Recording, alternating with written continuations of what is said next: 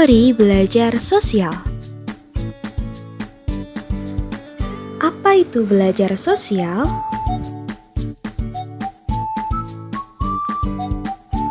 Teori belajar sosial ini berisi tentang bagaimana tingkah laku seseorang dipengaruhi oleh lingkungan sekitar. Tingkah laku yang dimaksud adalah tingkah laku yang digunakan dalam berinteraksi secara sosial. Hal ini tentu saja akan terpengaruh oleh bagaimana keadaan lingkungan sosial yang dihadapi oleh individu. Lantas, apa tujuan teori ini?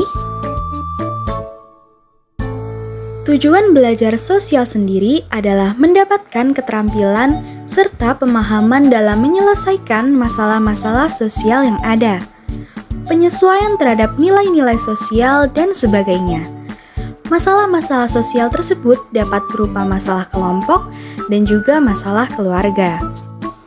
Singkatnya, teori belajar sosial ini menjelaskan terjadinya perkembangan kepribadian seseorang melalui proses pengamatan, yang mana dapat dengan mengamati perilaku orang lain yang dianggap memiliki kelebihan atau memiliki nilai lebih dibanding orang lainnya.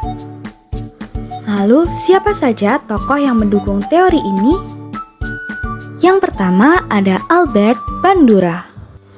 Menurut Bandura, seseorang bertindak meniru hal yang pernah ia saksikan dan amati.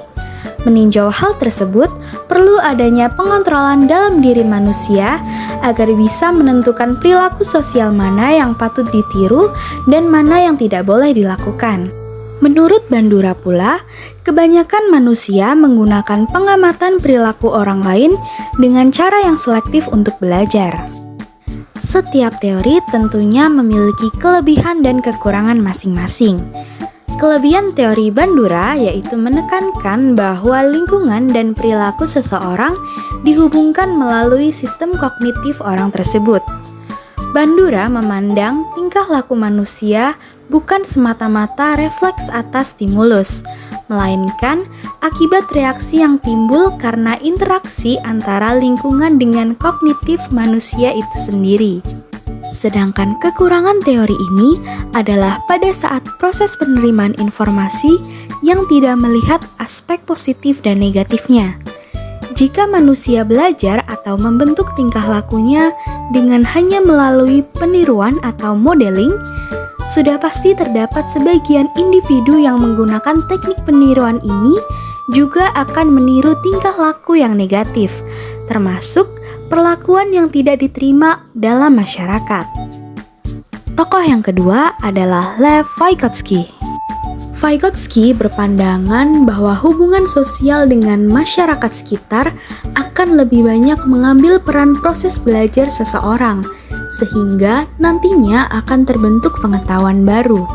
Ia juga menganggap kemampuan seseorang akan lebih berkembang apabila dilakukan interaksi secara timbal balik dengan orang-orang yang berkemampuan lebih, serta kemampuan bahasa individu berpengaruh besar atas terjalinnya hubungan sosial demi tercapainya proses belajar.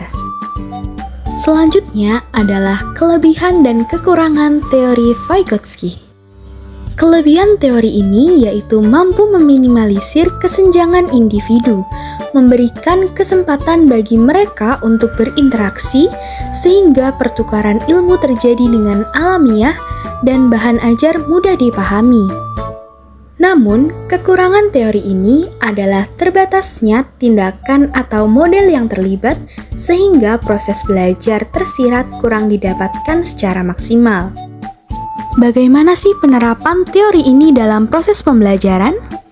Yang pertama, pengajar dapat mengaitkan pelajaran dengan pengalaman atau kehidupan siswa.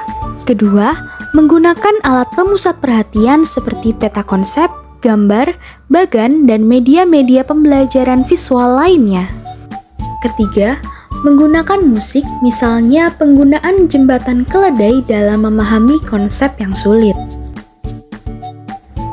Keempat, membuat eksperimen atau observasi di mana siswa turut terlibat aktif dalam merumuskan masalah, membuat hipotesis, serta mencari pemecahan masalah.